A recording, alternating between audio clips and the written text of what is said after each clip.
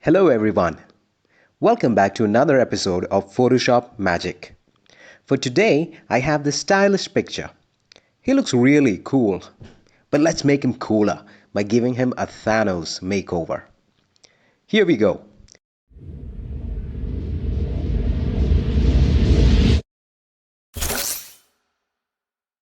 The first step is to mask out the face, hands and the hat into separate layers.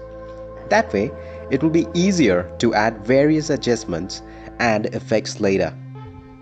I'm placing the face and hands in one group by selecting the layers and pressing Ctrl G. Then, by clicking on these layers, while holding Ctrl and the Shift key, I have loaded the selection. Make sure the group is selected in the layer palette.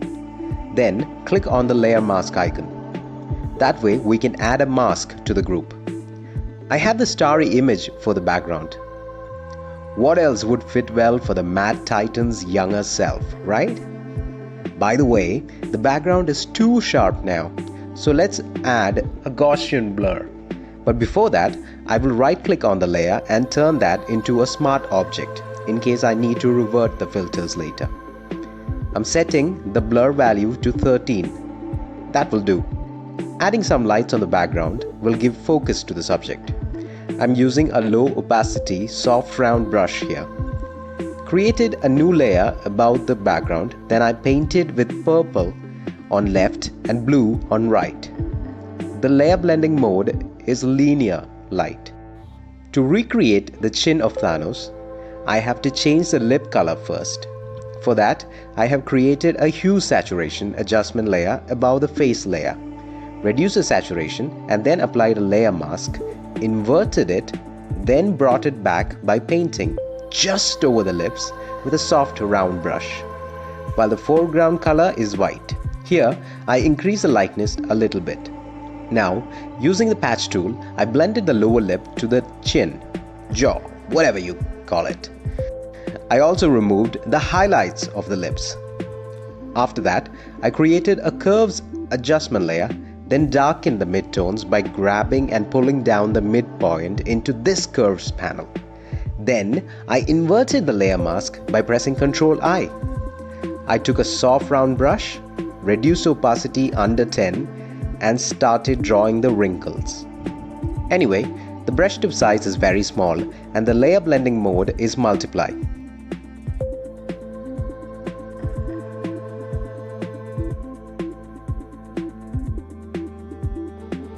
After that, I have changed the brush tip size from 4 to 10 and opacity from 10 to 6. Then again painted over the lines I made. See how it adds depth to the lines?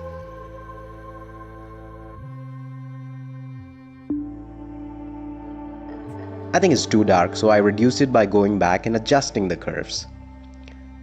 Following the same steps, I added some scratches on the face. Okay. That part is almost done. Let's make another curves adjustment layer. This time, I lighten the midtones by pulling the midpoint upwards. Like I did before, inverting the mask and just a few touches will enhance the depth here. Time to add color. It's simple. Create a hue saturation adjustment layer, click on colorize, increase the saturation and change the hue. That's it. I think the skin is too smooth and lacks texture. To fix that, I'm adding this metal texture image in soft light blending mode. As you see, this is too much. Let's add a layer mask and reduce the visibility by painting with black color on the mask. For the armor, I have these parts from Google search. I'm just placing it roughly now.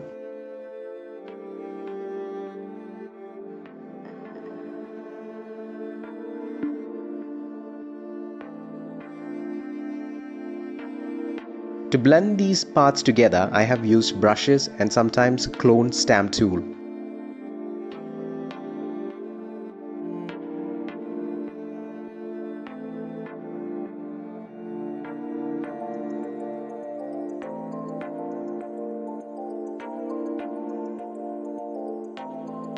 The hat is also separated in 3 layers.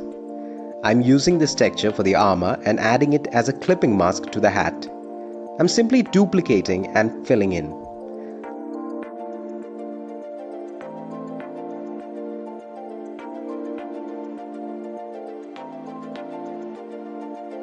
I think the red color is kind of distracting. I have decided to replace it with this texture. So again, lots of duplicating.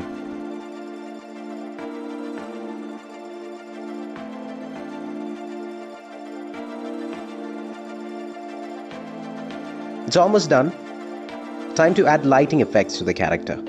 Before that, I grouped the armor into one and applied the selection as a layer mask to the group. One quick tip for beginners: if you change the group blending mode from pass-through to normal, all adjustment layers inside it will not affect the layers outside the group, even if it is released from the clipping mask. Okay, let's get back. I created another hue saturation adjustment layer above the armor, changed the hue to purple, increased the saturation and lightness, then inverted the layer mask. I took the brush tool, changed the opacity and flow to 100% and painted at the edges. Then reduced the opacity to 2% and painted downwards to blend in color. Same steps for the right side, but the color is blue.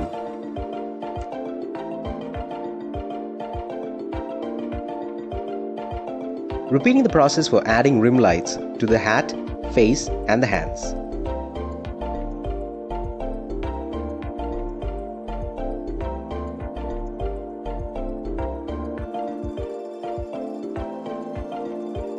The hat needed some shading and shadows under the fingers, so I used a curves adjustment layer to darken the tones and used a brush for shading. A layer mask is added, of course. For the shadows, I created a new layer in multiply blending mode and painted it.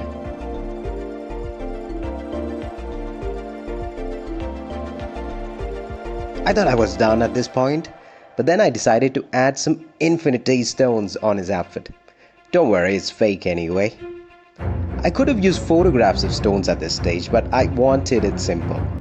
To create them, I made a selection of the texture from armor using elliptical marquee tool.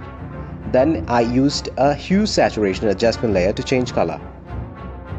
Then I scaled up the selection and used Ctrl J to make another copy from the texture. After that, I applied levels to increase the darkness. Now, it looks like the stone is attached to the armor. Then I created a new layer in overlay blending mode and painted with white to add highlights. I selected the 3 layers and dragged down while holding the Alt key.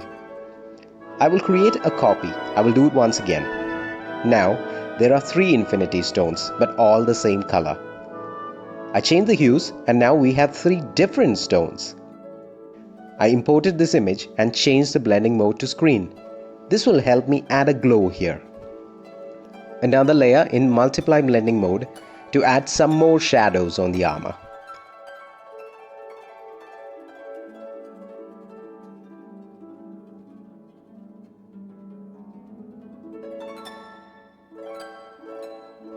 I also tweaked some shapes and finally a camera raw filter adjusting tint and clarity.